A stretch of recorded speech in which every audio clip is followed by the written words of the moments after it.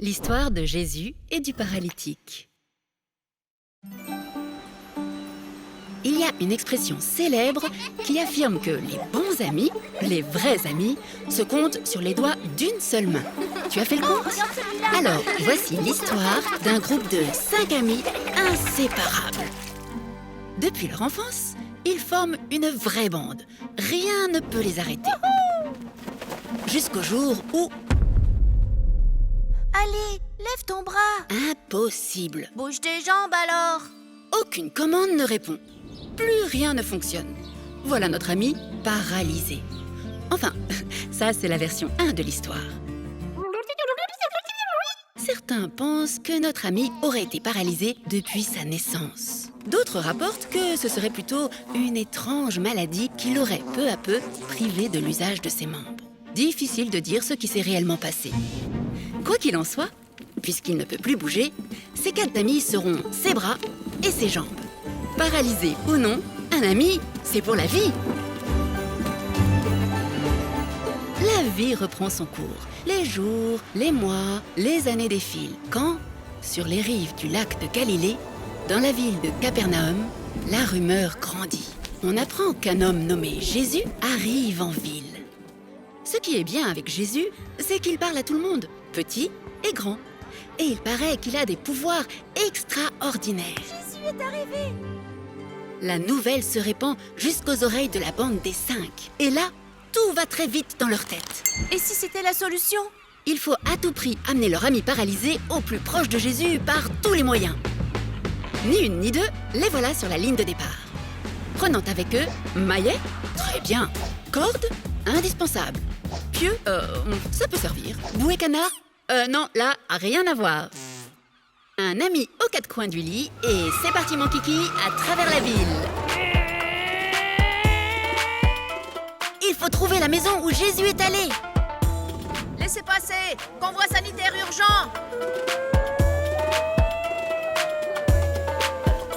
La foule est tellement compacte que les voilà bloqués. Mince, si près du but. Il faut trouver un autre itinéraire. Devant, un bouchon compact. À gauche, on dirait une boîte de sardines. À droite, encore pire. Faire demi-tour? Hors de question. C'est à ce moment-là que notre ami paralytique a une idée de génie. Les gars, parle-toi. Ici moi là-haut. Les 4 amis unissent leurs forces et défient les lois de la pesanteur. Alors que Jésus captive la foule par son enseignement, nos amis arrivent à destination. Jésus est là, juste en dessous. Alors ce ne sont pas ces quelques morceaux de bois et épaisseurs de boue séchée qui vont faire obstacle plus longtemps. Les 4 amis se coordonnent. Allez les gars, travail d'équipe synchro. On va descendre le lit. Vous êtes prêts? En dessous, c'est l'agitation. Quel culot ceux-là! Non mais quel manque d'éducation! Plutôt mal poli, ouais. Pire que des cambrioleurs! Ils vont tout casser! Et qui va payer les réparations? On aura tout vu! Au milieu du brouhaha, Jésus, lui, reste calme. Il n'a clairement pas les mêmes préoccupations que la foule. Suspense. Tout le monde attend qu'il parle. Mon ami, tes péchés te sont pardonnés. Hein? Ah bon? Cette parole n'est pas du goût des chefs religieux. Il n'y a que Dieu qui puisse pardonner les péchés, pas un homme, juste comme ça. Là, il dépasse les limites en se prenant pour le Tout-Puissant. La colère monte dans le cœur des pharisiens. Mais ils vont bien vite découvrir qu'avec Jésus, les limites n'existent pas. Car il est le Fils de Dieu. Et il a le pouvoir de pardonner les péchés. Lève-toi, prends ton lit et marche. À peine cette parole prononcée, notre ami paralysé, mais ça, c'était avant, commence à remuer les doigts, les orteils. Voilà maintenant qu'il se dresse sur ses pieds. Ça paraît impossible, mais la preuve est là. Ses jambes le soutiennent. C'est merveilleux, tout fonctionne. Mais alors, cela veut dire que... Que c'est... Oh! Que c'est... Je suis guéri. Oui, c'est un miracle. La foule est en délire. La joie se répand dans toute la maison et bien au-delà des murs. Place à la fête. Alléluia. Wouhou. Merci Jésus. Grâce à Jésus, la bande des 5, plus solide que jamais, est maintenant prête pour de nouvelles aventures.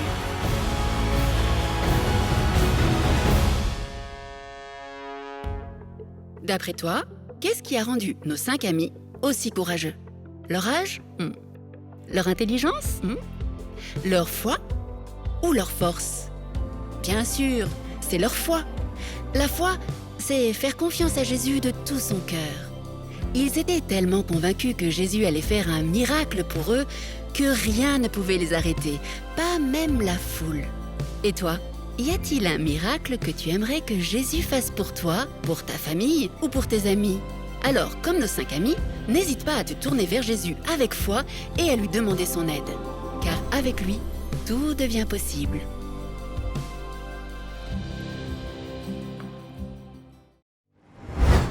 Ceci est le premier épisode de Ma Bible Junior. Il y a quelques années, le Seigneur m'a parlé et il m'a demandé de créer une application biblique unique en son genre, Ma Bible. C'est une application pour toute la famille, y compris pour les jeunes, et même les enfants auront leur propre Bible numérique avec un contenu de grande qualité, adapté à leur âge. Notre vision est que les enfants puissent aimer Jésus de tout leur cœur et découvrir les valeurs du royaume de Dieu.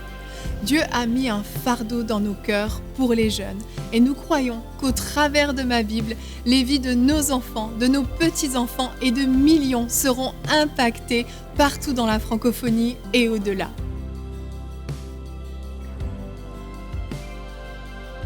Le travail qui reste à faire pour finaliser et développer ma Bible sur le long terme est considérable. Nous devons rapidement recruter de nouvelles personnes qualifiées.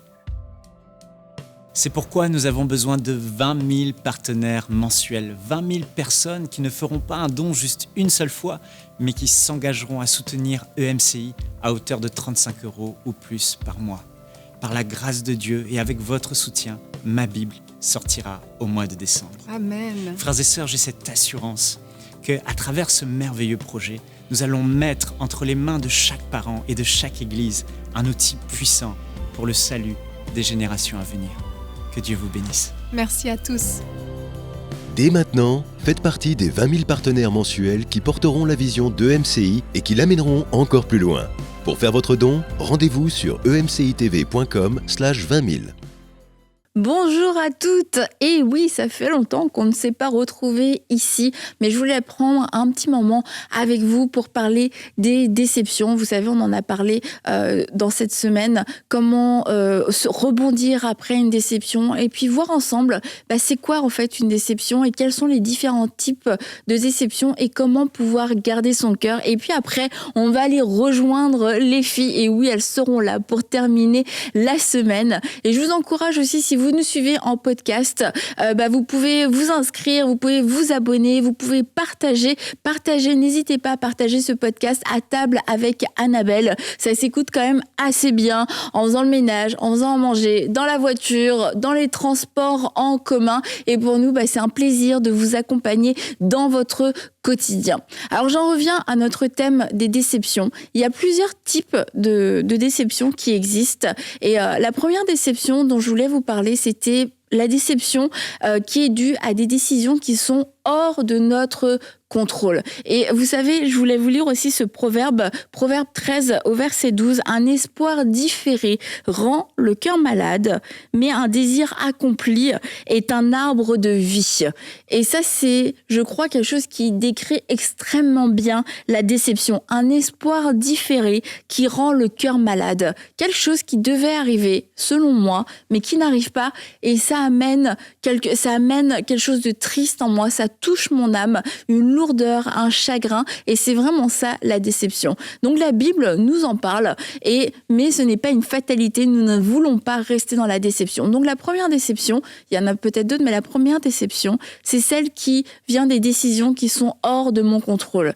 On a entendu l'histoire de Rachel qui a vu son jour de mariage être complètement bouleversé parce que le Covid est arrivé, le confinement est arrivé, tout a fermé et c'était hors de son contrôle. Donc elle ne pouvait absolument rien faire contre ça. Elle ne pouvait pas organiser un mariage de façon illégale. Et du coup, c'est comme tu subis des choses qui viennent de l'extérieur et ça amène une forme de déception. Puis on peut le vivre avec des écoles, avec un refus d'une école. Tu as fait tout ce qu'il fallait, mais pourtant, tu as été refusé. Avec un travail pour lequel tu as postulé, tu trouvais que tu avais le bon CV, la bonne expérience. expérience, mais tu sais pas pourquoi, toi, tu n'as pas été choisi. Avec des démarches administratives, des démarches juridiques ou des démarches aussi d'immigration, eh bien, tu ne sais pas pourquoi, mais ton dossier n'a pas été accepté, ton dossier n'a pas été abouti, on ne t'a pas donné gain de cause et c'était totalement hors de ton contrôle. Et de savoir que c'était hors de mon contrôle,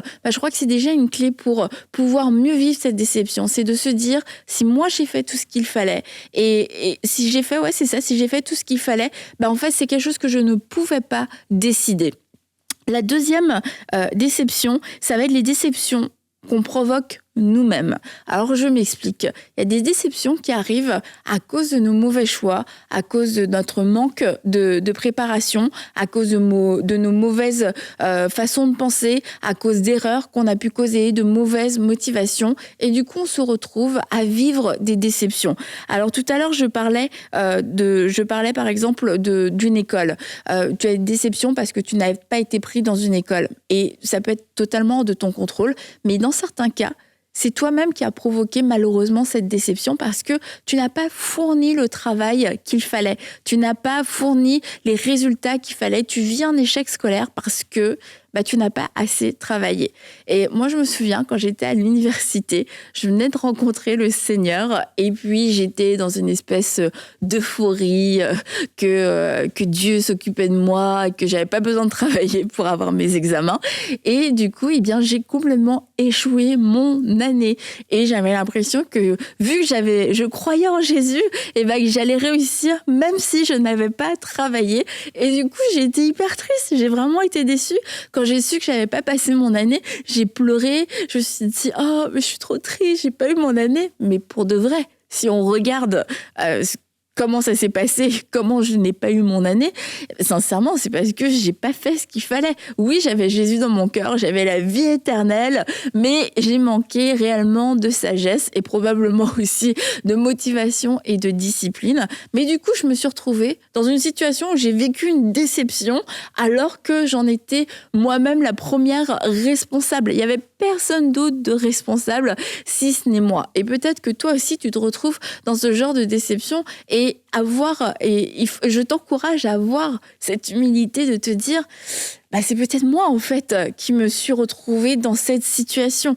Ça peut aussi arriver dans des relations. On peut avoir des attentes qui sont trop élevées. On peut avoir des attentes trop élevées, soit dans la manière dont la personne va nous considérer, mais aussi dans ce que les gens peuvent nous donner. Et je prends l'exemple, tu passes par des moments difficiles au niveau financier et puis tu te dis moi ma tante elle a beaucoup d'argent, je crois qu'elle va m'aider puisqu'elle a beaucoup d'argent, c'est forcément elle va me donner de l'argent, elle va m'offrir une voiture ou en tout cas elle va m'aider à acheter une voiture. Tu lui fais cette demande, tata, est-ce que tu peux me donner de l'argent parce que j'ai besoin d'argent pour m'acheter une voiture, et tata ne donne pas d'argent et là tu vis une forte déception. Mais encore une fois, c'est quand même une déception que tu as provoquée toi-même parce que tu as des attentes vis-à-vis d'une personne, des attentes vis-à-vis de ses biens, vis-à-vis de quelque chose qui lui appartient à elle, et tu t'étais attendu à ce que ça revienne vers toi. Et du coup, tu te retrouves être déçu et puis être pris au dépourvu. Ça peut être aussi parce que des attentes qu'on provoque soi-même, ça peut être parce qu'on a une mauvaise perspective, une mauvaise vision des choses. Alors, on en parle régulièrement. Vous savez, nous sommes au Québec, et au Québec, de moins en moins, mais quand même, on a un hiver avec de la neige et avec du froid. Et si au mois de janvier, quand je me réveille, j'ouvre ma fenêtre et que je m'attends à vivre l'été, tu risques de vivre une déception pendant tout l'hiver parce que tu n'as pas une bonne perspective ni la bonne compréhension de la saison dans laquelle tu es. Et là, je t'encourage à appliquer, à trouver dans quelle saison tu es, en dehors de l'été, printemps, hiver, mais dans la saison de ta vie. Et parce que tu vas vivre sinon des déceptions si tu ne comprends pas là où tu en es. Et une troisième sorte de déception, et qui n'est pas les moindres, ça va être les déceptions spirituelles. On prie et puis la personne décède. Une personne qui nous était très chère à notre cœur. Il y a eu des jeûnes, il y a eu des prières, il y a eu des chaînes de prières. Beaucoup de gens ont prié. Il y a même eu des paroles qui ont été données. Un enfant qui a pu mourir ou qui passe par une maladie très grave. Et une trahison aussi des gens qui nous font du mal. Peut-être un mari qui vous a quitté alors que vous étiez un couple dans le Seigneur et qu'apparemment tout allait bien. Et boum, du jour au lendemain, tout s'est écroulé. Et là, c'est une déception qui est, oui, émotionnelle, mais qui est aussi spirituelle parce que ça vient ébranler notre confiance en Dieu. On ne comprend pas à ce moment-là ce qui se passe. On se dit, mais Seigneur, est-ce que tu m'as abandonné? Est-ce que ce en quoi j'ai cru, est-ce que c'est vrai? Est-ce qu'il y a encore une fondation? Et je dirais que les 2 premières déceptions, ce sont des déceptions qui peuvent amener des frustrations, qui peuvent amener de l'impatience, mais cette dernière déception peut amener comme une distance qu'on va mettre envers Dieu, voire même quelquefois une colère, une incompréhension, un rejet de Dieu. Et j'aimerais vous lire, si c'est votre cas, le verset 1 Pierre 5,8 qui nous rappelle « Soyez sobres et restez vigilants. Pourquoi ? Car votre adversaire, le diable, rôde comme un lion rugissant, cherchant qui dévorer. Résistez avec une foi inébranlable, sachant que les mêmes souffrances sont apposées à vos frères et sœurs dans le monde. » Et j'aimerais vous rappeler qu'il y a un ennemi, il y a un diable qui rôde et qui veut venir manger, qui veut venir détruire, et que cet ennemi, il est réel. Il y a des choses quelquefois qui arrivent et on ne sait pas. Et je n'ai pas de réponse aujourd'hui, malheureusement, une réponse claire à vous dire voilà pourquoi exactement ça s'est passé. Mais j'aimerais nous rappeler que nous avons un ennemi commun, et c'est le diable. Il cherche qui il va dévorer, mais la Bible nous encourage à garder une foi inébranlable et nous encourage aussi en nous disant tu n'es pas seul à passer par des temps de souffrance, tu n'es pas le seul à avoir vécu ce genre de déception. Et dans 1 Pierre 4, au verset 12, « Bien-aimés, ne soyez pas surpris comme d'une chose étrange qui vous arrive, de la fournaise qui est au milieu de vous pour vous éprouver.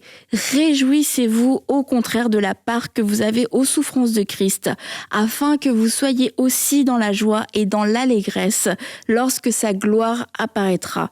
Si vous êtes outragés pour le nom de Christ, vous êtes heureux parce que l'Esprit de gloire, l'Esprit de Dieu repose sur vous. » Et c'est la parole de Dieu et je vous la donne en ayant foi dans le Saint-Esprit qu'il puisse faire que cette parole soit vivante et soit déposée dans votre cœur comme une parole de vie, une parole d'encouragement, une parole aussi de consolation qui vient remplacer toutes les interrogations, qui vient remplacer toute l'incompréhension, la confusion et qui vient chasser cette incrédulité qui a commencé à s'installer dans votre cœur.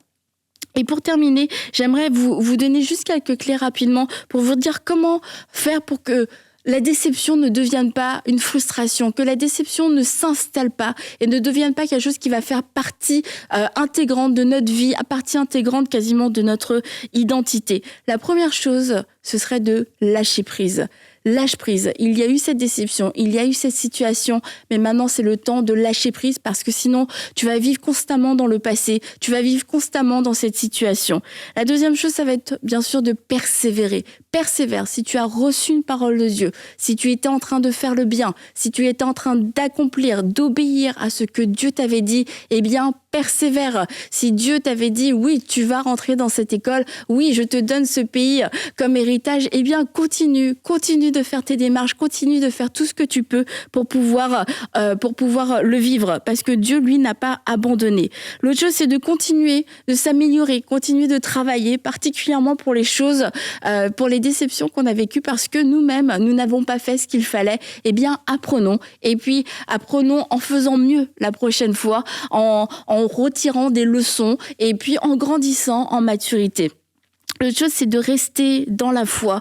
Comme la veuve avec ce juge, elle est allée le voir et ce juge dit « Je crains pas Dieu, mais pourtant je vais donner à cette femme ce qu'elle me demande parce que aimeront la tête.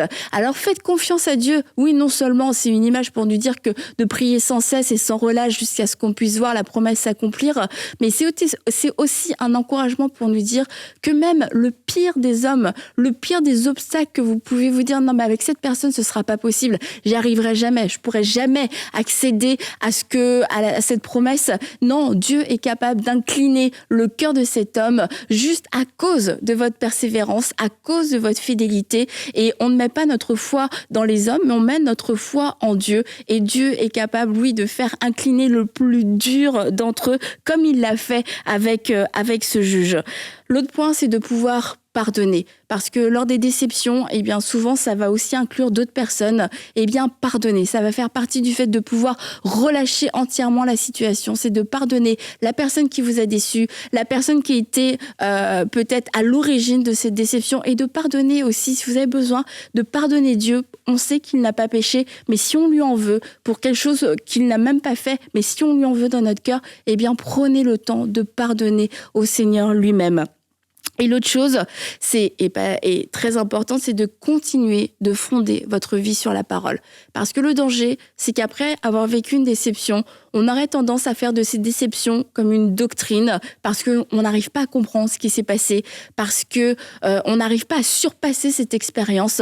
Mais il y a des choses que nous ne pouvons pas comprendre. Il y a des choses, notre compréhension est limitée aujourd'hui, mais il y a une décision qui ne nous décevra jamais. C'est de se dire, j'ai peut-être pas vécu ce que me dit la parole aujourd'hui, je ne comprends pas pourquoi, mais ta parole reste la vérité. Ta parole reste mon roc, ta parole reste ma fondation, et je vais continuer de croire dans ta bonté, Seigneur. Je vais continuer de croire dans ta fidélité. Alors, pour terminer, n'aie pas peur d'être déçu, n'aie pas peur de croire, et n'aie pas peur de la déception, parce que ça va arriver dans la vie, mais ça vaut la peine de croire. Nous sommes des croyants, ça veut dire que nous sommes faits pour croire, c'est notre nature, c'est notre essence propre de croire en Dieu, de croire dans sa parole, de croire dans ses promesses. Alors ne laisse pas la peur d'être déçu venir vaincre cette foi que tu as naturellement en toi, qui veut s'exprimer pour croire des choses extraordinaire. Et avant de pouvoir rejoindre les filles, eh bien, j'aimerais aussi rapidement vous lire un beau témoignage qu'on a pu recevoir suite à notre campagne de dons. Vous savez, nous sommes dans cette super campagne des 20 000 partenaires mensuels. Et alors, un instant, oui, cette femme nous écrit, cette nouvelle partenaire, elle nous dit...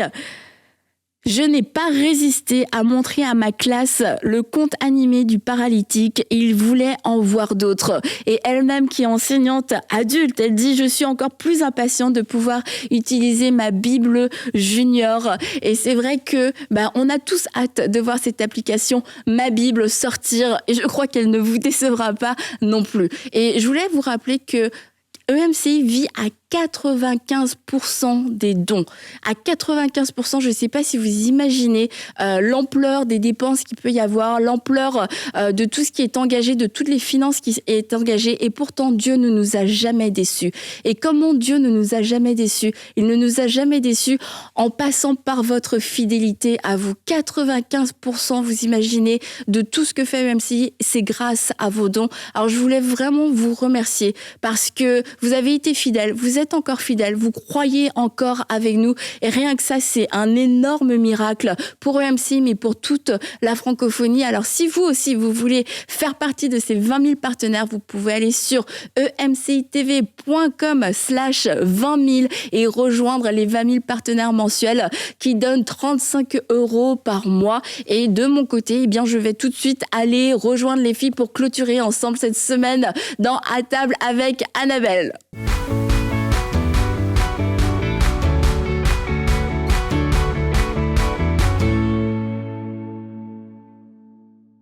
Je suis de retour avec les filles autour de la table. Je vous ai rejoint, les filles. Merci de m'avoir attendu.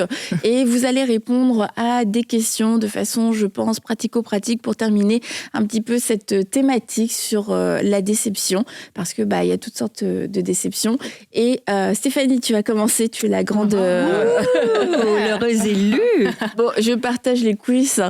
c'est qu'il y en a une qui ne voulait pas commencer. C'est laquelle? C'est laquelle? On me regarde. On ne sait pas, on ne sait pas. Personne. Donc, Stéphanie, Oui. déception par rapport aux enfants. Comment rebondir face à un enfant qui fait des mauvais choix? Et je dirais que face à ça, ça arrive tout le temps dans la vie de n'importe quelle maman Je pense qui a des enfants. Oui, je pense que dans la vie de maman, les enfants vont faire des choix qu'on n'est peut-être pas en accord ou ces choix qui ne sont pas selon la parole de Dieu. Et des fois, ça crée des déceptions parce que, tu sais, on l'a dit dans l'émission, les déceptions, c'est quand les choses ne se passent pas comme toi, tu les avais imaginées. Donc, tu avais prévu des choses pour tes enfants, tu avais prié, tu avais espéré des choses, et là, ils prennent une direction qui est différente. C'est sûr, ça a plusieurs ampleurs. Quand ils sont petits, c'est différent que quand ils sont grands. Mais mettons, quand ils sont grands, adolescents, adultes, ça peut faire des choix qui nous emmènent de la douleur, des peines. Et la première façon, c'est d'éviter la comparaison. Parce qu'on est toujours porté, pourquoi mes enfants font ci? Je les ai élevés, j'ai prié, et là, tu compares les autres familles, puis là, tu dis, pourquoi chez nous, c'est comme ça? Donc ça, c'est une perte de temps qui nous aide pas à nous élever au-dessus de la déception. Ouais. Évite la comparaison. Deuxièmement, évite l'évitement.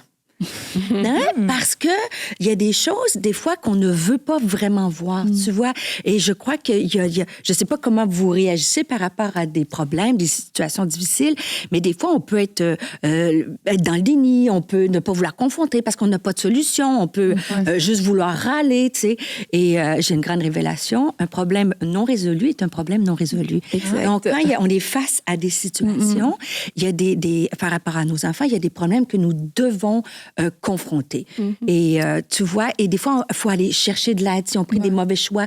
Il faut garder la communication ouverte et n'ayons pas peur d'aller chercher de l'aide, des spécialistes, ainsi de suite, et de faire face aux problèmes. Et il y a des choses, faire face aux problèmes, résoudre un problème par rapport à des mauvais choix de nos enfants, ça ne veut pas dire accepter ce qui est inacceptable. Tu vois, de se garder des limites, de garder nos propres valeurs si nos enfants n'ont pas respecté les valeurs de Dieu. Mais la chose la plus importante, c'est de garder le canal de communication parce que là, on peut avoir une influence encore sur eux, et ça, c'est le plus important. Donc, pas comparer, ne pas éviter la situation, y faire face, éviter aussi, j'ai dit éviter l'évitement, éviter les pourquoi, perte de temps inutile. Si on a fait quoi que ce soit, on peut se remettre en question, mais il faut jamais oublier que les enfants font des choix qui leur appartiennent. Exact. On a beau avoir semé des choses, mais quand ils sont dans l'âge adulte ou l'âge de prendre des décisions, c'est leur propre choix. Bien sûr, si on a manqué, des fois, ça peut être des mauvaises décisions qu'ils ont prises parce qu'il y a eu quelque chose dans la famille, qu'on n'a pas été parfait. Mais savez-vous, il n'y a pas de famille parfaite, il n'y a pas de mère parfaite, puis il n'y a pas de... Alors, c'est de dire, si on a manqué, je te demande pardon, mais après ça, les pourquoi, ça appartient... Il y a des réponses que ça ne nous appartient pas. On perd du temps. Pourquoi ci, pourquoi ça? Et le plus important, c'est espère contre toute espérance. Moi, c'est un verset qui m'a tenu. Espère contre toute espérance. C'est dans Romains chapitre 4, quand Paul il va parler en parlant d'Abraham, puis il va dire, il a espéré, même si c'est une saison qui était difficile, il a cru qu'il pouvait ramener à la vie ce qui est mort. Et je veux le dire haut et fort à une femme, ce que tu as semé, tes prières ne sont pas en vain. Amen. Il est le Dieu de l'impossible et tu dois constamment, pour te relever de la déception, c'est constamment espérer que Dieu va ramener ton enfant, il va le ramener dans le droit chemin. Et continue de prier. Et j'aime toujours cette illustration avec la pêche miraculeuse. Tu vois, quand je m'en viens, là, vous dites, ça en va à pêche miraculeuse, mais on peut se voir comme mère que, tu sais, Pierre, lui, il a pêché toute la nuit, ça n'a pas fonctionné, c'était pas ça. Il n'y avait plus de ressources, c'était compliqué, sa situation. Et quand Jésus va lui dire, retourne encore pêcher, bien là, il pourrait, dans ses pensées, dire, moi, je sais comment ça marche, je sais comme si ça n'a pas fonctionné. Et c'est ça, la déception. Des fois, quand nos enfants se sont éloignés, c'est que des fois, ils reviennent un peu, puis là, tu es tout content, puis finalement, ça s'écroule encore. Donc, tu es déçu, et là, tu n'oses plus espérer, parce que en fait, tu as tellement peur d'être déçu que tu n'espères plus. À quelque part, tu protèges ton cœur. Mais Pierre n'a pas écouté ses pensées négatives. Et il a dit, sur ta parole, Jésus, je relancerai mon filet. Et Jésus, il a dit, va en eau profonde. Et pour relever de de ces déceptions-là, comme femme, c'est d'aller en eau profonde. Et l'eau profonde, c'est dans la présence de Dieu. Pierre savait qu'en eau profonde, c'était la ressource. Donc, en allant dans l'eau profonde, il est allé chercher la ressource et il a dit, sur ta parole, je vais lancer le filet. Et je prie pour relever de la déception, pour croire au miracle de Dieu pour nos maisons, c'est d'aller se chercher une parole de Jésus que Dieu ramène à l'existence ce qui est mort et de jette ton filet encore une fois, jusqu'à temps que tu vois le miraculeux. Et je vous rappelle la fin de l'histoire, les poissons sont revenus et ce fut une pêche miraculeuse. Mais il a dû espérer contre toute espérance, jeter le filet à nouveau. Donc, il y a toujours de l'espoir. Et ce qu'on a semé dans la vie de nos enfants, Dieu va le faire fructifier. Amen. Merci. Wow. Donc, petit 4 minutes. Et je dirais aussi de pas faire la différence entre la déception qu'un comportement peut ou une décision peut apporter et que c'est pas l'enfant en soi qui est une déception. Parce qu'il y a des enfants, ils le prennent pour eux, puis ça devient comme une identité. Je suis une déception dans la vie de mon père ou de ma mère. Mais merci beaucoup, Stéphanie. Quelle prédication! Écoute, speed. C'est difficile parce que c'est des situations complexes. Donc, une demi-réponse, c'est pas suffisant. Et c'est une situation que ça dépend, la déception. C'est pas pareil quand tes enfants Et on avait jeunes. besoin d'une capsule d'espoir. Voilà. Alors, jette ton filet à nouveau dans l'eau profonde. C'est dur de passer après toi. Hein. Mais vu que ce n'est pas une compétition, oui, je sais. Laure, on va parler avec toi de la déception amoureuse parce que ça, c'est vraiment des grosses déceptions aussi. Absolument. Est-ce que c'est correct si je prends mes notes, moi? Oui, vas-y, absolument. Alors. Mais oui, déception amoureuse, hein, c'est des choses qui peuvent arriver, hein, on le sait. Et écoute, moi, la première chose que je dirais pour pouvoir rebondir après une déception amoureuse, c'est un peu pratique, mais ça serait avant tout de couper les ponts. Couper les ponts avec la personne avec qui on était en relation, parce que c'est vrai que parfois, on aime garder un lien, rester en relation avec l'autre personne, peut-être parce que voilà, c'est dur de complètement arrêter. On va aussi avoir peut-être un petit œil sur ce que fait encore l'autre. Mais le problème, c'est que dans ce genre de situation, on peut pas avancer en fait. On est toujours accroché à l'autre, donc on peut pas aller de l'avant. Et le processus finalement de guérison ne peut pas vraiment commencer parce que on est toujours rattaché à l'autre. Donc c'est vraiment important de vraiment couper tous les ponts et de se dire que ce qui va se passer aussi quand tu restes attaché à l'autre, c'est que le danger, c'est l'ambiguïté peut revenir. C'est vrai, un petit message, un petit quelque chose et hop, c'est reparti. Mais logiquement, quand il y a quand une relation est terminée, c'est qu'il y a une décision qui a été prise, donc il faut être à 100% intègre dans la décision et donc couper les ponts. Donc ça serait la première chose que je pourrais dire. La deuxième, c'est forcément, hein, pour nous aider à rebondir, c'est s'accrocher à Dieu. S'accrocher à Dieu parce que évidemment, c'est pas un temps facile. Je pense que des fois, on peut vivre une rupture amoureuse comme un deuil. Hein. On voit plus la personne, c'est terminé. On avait l'habitude d'être tout le temps avec quelqu'un, puis comme ça, du jour au lendemain, t'es plus avec cette personne-là. Et je pense que la meilleure chose qu'on peut faire, c'est s'approcher de Dieu. Et parce que des fois, on pourrait avoir tendance, dans cette souffrance-là, de se dire tu broies du noir, t'es un peu dans ta tête, t'as pas trop envie peut-être de te tourner vers Dieu. Mais c'est dommage parce qu'on se prive énormément, en fait. On se prive de sa présence. Et dans 2 Corinthiens 1:3, ça dit que Dieu nous réconforte dans toute situation. Et Dieu veut vraiment être un soutien pour nous. Mais pour ça, il faut s'approcher de lui, en fait. Il faut s'accrocher de lui. Et on a son réconfort à disposition, son amour, sa compassion. Donc, c'est important vraiment de rentrer dans sa présence. Et ça va aussi nous aider à renouveler notre intelligence, en fait. De pouvoir avoir une intelligence renouvelée, de pouvoir aussi avancer dans notre processus de guérison et de façon saine, parce que des fois on peut guérir, mais tu guéris peut-être par tes propres moyens, mais quand c'est avec le Seigneur, ça va vraiment aller en profondeur. Peut-être qu'il va y avoir un travail de pardon qui va être fait et tout. Donc on a tout à gagner en fait à avancer avec le Seigneur. Et je sais que j'ai déjà entendu aussi des gens qui se sentent portés avec une grâce particulière parce qu'ils avancent avec Dieu. Et là où ça pourrait être compliqué, ça pourrait être difficile, ils se sentent comme c'est fou, je sens vraiment une grâce là. Je sens que c'est plus facile que ce que ça devrait. Donc voilà, vraiment, on a tout à gagner à s'accrocher à Dieu.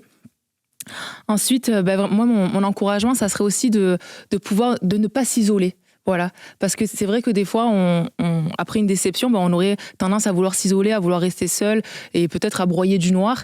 Mais ça, c'est vraiment un danger parce que c'est là où l'ennemi aussi va vouloir venir attaquer. Tu vas être dans une phase où, si tu te retrouves tout seul, où des pensées vont venir. Est-ce que j'ai bien fait d'arrêter avec cette personne? Est-ce que je vais finir par un jour me marier, rencontrer quelqu'un? Donc l'isolement n'est pas la bonne chose.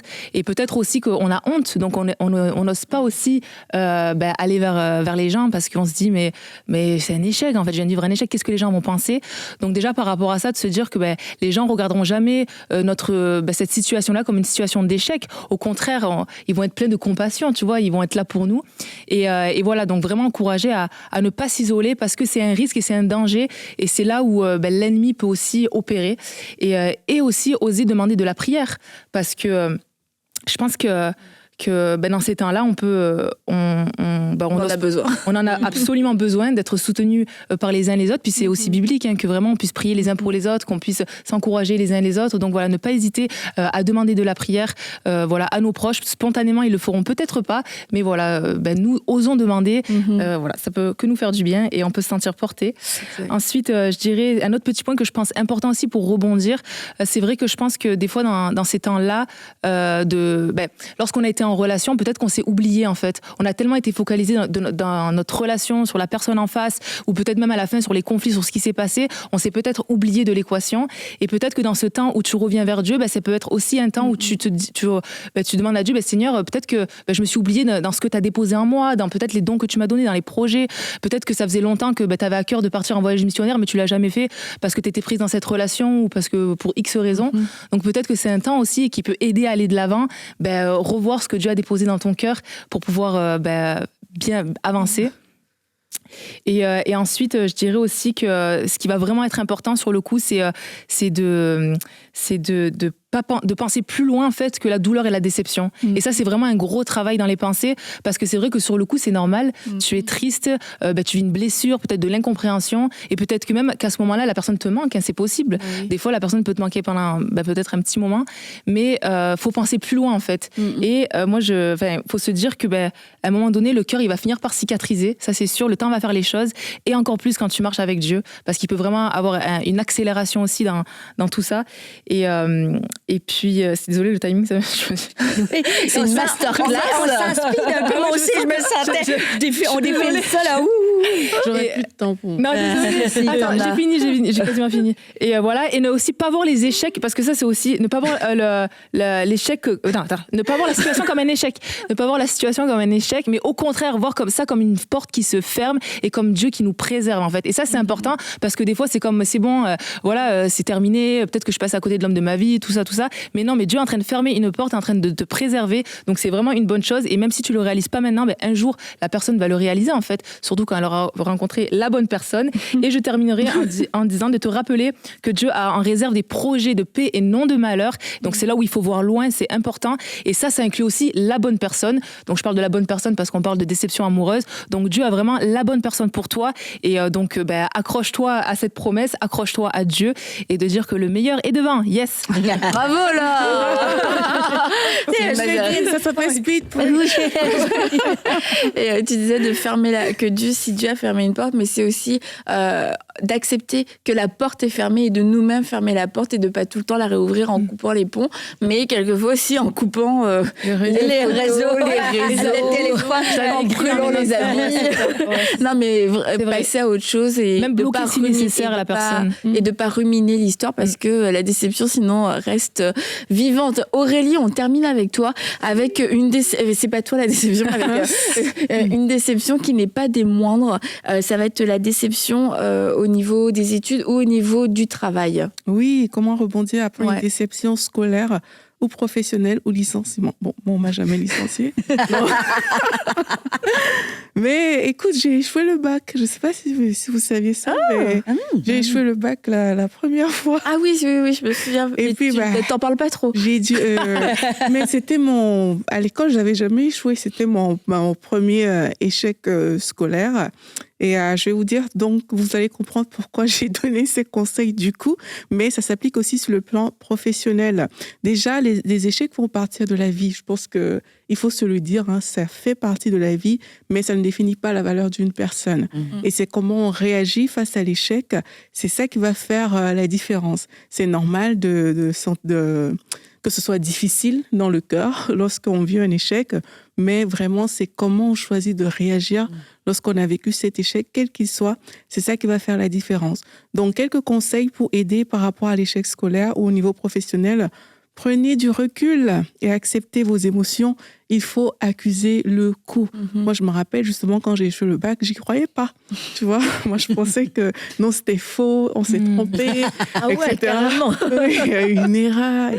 C'est ce que je pensais, mais il faut accuser le coup. Il faut reconnaître que, OK, il y a vraiment une situation d'échec qui a eu lieu. Il ne faut pas chercher des excuses à ce moment-là. Parce que oui, ça s'est passé peut-être au travail, il y a eu un licenciement. Ne cherche pas d'excuses. C'est vrai. Ça s'est fait. Non, mais ça aide. Ça aide parce que tu vas pas tomber en mode accusation de ils ont mal fait, les patrons ne se sont pas bien comportés. Tu vas aussi te faire grâce à toi-même parce que tu as accepté cette situation-là et ça va t'aider en fait aussi à ne pas réprimer trop tes émotions et à juste si ça te prend de pleurer, pleure. Il faut que tu passes par cette étape-là qui est nécessaire en fonction de tes émotions. Donc, il faut accuser le coup. La deuxième chose, c'est d'analyser la situation. Il faut comprendre les raisons de cet échec ou de ce licenciement. Moi, j'ai compris 1 an plus tard, enfin plus ou moins 1 an plus tard, quand j'ai refait l'épreuve de physique de l'année que j'ai ratée. Je pense que j'aurais eu... Effectivement. Donc, une fois que je l'ai refait, j'ai lu. Et ça prend souvent ça. Ça prend une petite analyse.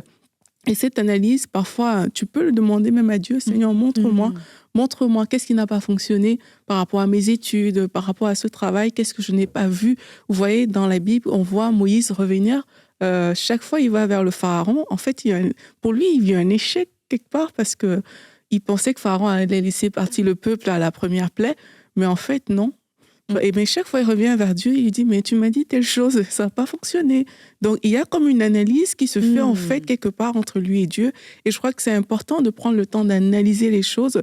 Et quand on analyse les choses, il y aura des questions qui vont émerger. Est-ce que c'est vraiment mon domaine d'activité? Est-ce que j'ai vraiment étudié? Est-ce qu'il y a des choses que je dois changer? Est-ce que c'est moi qui suis derrière ce licenciement? Il y a des bonnes questions qui vont sortir de là et ça va nous aider pour la suite. Donc, une troisième chose, c'est apprenez de l'expérience. Parce qu'en effet, chaque échec va offrir une opportunité d'apprentissage. Si, sincèrement, il y a un échec, une déception, et que tu n'apprends rien de ça, il y a un souci quelque part. Il y a un souci. Où le souci? Tu vois, comme j'ai dit, on voit quand même que Moïse a grandi dans cette expérience-là parce que, en plus, pour lui, ça s'est répété. Il a eu quand même 10 plaies. Et on voit quand même que la confiance de Moïse a grandi. Là, il rentrait chez Pharaon, c'était différent. Dans sa posture, même la façon de parler a changé. Et sincèrement, c'est parce qu'il a appris des expériences passées. Il a appris du fait que Pharaon avait un cœur dur. Parfois, il vient le voir et dit, je sais que tu ne le feras pas, parce qu'il a appris de ce qui s'est passé avant. Et c'est important d'apprendre aussi de tout ce qu'on a vécu. Une autre chose pour ce cas d'échec-là, c'est de se fixer des nouveaux objectifs. Là, par exemple, si c'est un échec scolaire, peut-être qu'il va falloir repasser cet examen-là. Il faut se fixer des nouveaux objectifs. Si c'est au niveau professionnel, il va certainement falloir retrouver un nouveau boulot. Et pour ça, ça prend... Sauf si la leçon que tu retiens, c'est « je ne suis pas fait pour travailler ». Non, c'est pas une bonne leçon à retenir, ça. Parce que la Bible nous encourage à être diligents. Merci Aurélie. Donc, il faut se fixer de nouveaux objectifs, trouver un nouveau travail avec des bonnes dispositions de cœur, tu vois, ne pas rester sur l'échec qu'on a eu, mais vraiment se fixer de nouveaux objectifs. Aussi, comme Laure disait tout à l'heure, j'encourage à changer les idées, à se changer les idées. Tu sais, on broie vite du noir lorsqu'il y a un échec, mais la Bible dit qu'un cœur joyeux est un bon remède, mais un esprit abattu dessèche les os. Donc, c'est en fait se mettre dans une posture où tu vas peut-être un peu oublier tout ça et juste être dans la joie. Ça va aussi t'aider à penser tes blessures par rapport à cet échec-là. Et dans le même ordre d'idée, prenez soin de vous. parce que quand on a tendance aussi à se laisser aller, à devenir un peu flafla, comme ça, quand il y a un échec. Donc, c'est bien de prendre soin de soi. Ça va donner un peu plus d'assurance, ça va donner le côté joyeux et ça peut aider. Et mon dernier conseil, c'est soyez persévérants.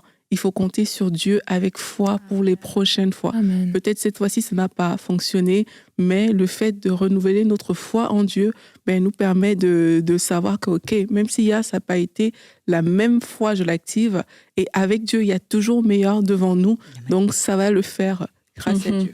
Eh bien, merci beaucoup. Merci, les filles. Donc, on a vu qu'on peut se relever des déceptions. C'est pas une fatalité, puis c'est pas non plus la fin d'une histoire. Et puis, on va forcément avoir affaire à des déceptions parce que nos plans ne s'accomplissent pas. Parce que les gens ne font pas tout ce qu'on veut non plus. Et forcément, c'est des choses qui arrivent. Maintenant, c'est de pouvoir garder son cœur, de continuer de faire confiance à Dieu. Et puis, je vous encourage à réécouter peut-être cette dernière partie parce que comme Aurélie l'a dit, c'était un speed preaching, surtout à partir de l'heure. Donc, reprenez ces points au calme. Au ralenti, peut-être. Au ralenti. Ah oui, c'était des très bons points. Et c'est vrai que c'est des grandes questions, ceci dit. Donc, j'avoue que l'exercice, c'est pas facile d'y répondre en quelques minutes, de se relever d'une déception amoureuse ou d'un enfant qui fait des mauvais choix ou encore d'un échec scolaire ou professionnel. C'est des choses quand même lourdes dans le cœur. Mais le but, c'était aussi de vous donner quelques pistes et puis surtout de vous redonner de l'espoir pour vous dire, voilà, vous êtes arrêté en cours de route parce que la déception a été trop grande, mais là, c'est le temps de vous relever, c'est le temps de faire à nouveau confiance à Dieu et il ne vous décevra pas. Alors aujourd'hui, relève ta tête et comme Aurélie l'a dit, ne sois pas flafla. Va te laver les cheveux, va t'habiller, maquille-toi, parfume-toi et go, on y va. On va faire confiance à Dieu et je crois que tu auras un témoignage que la déception ne sera pas la fin de ton histoire. Et merci beaucoup les filles pour cette belle semaine. Et puis à bientôt. Bye bye.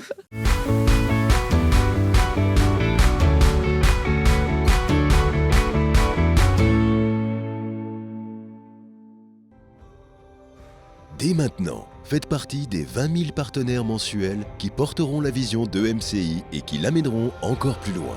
Pour faire votre don, rendez-vous sur emcitv.com/20 000.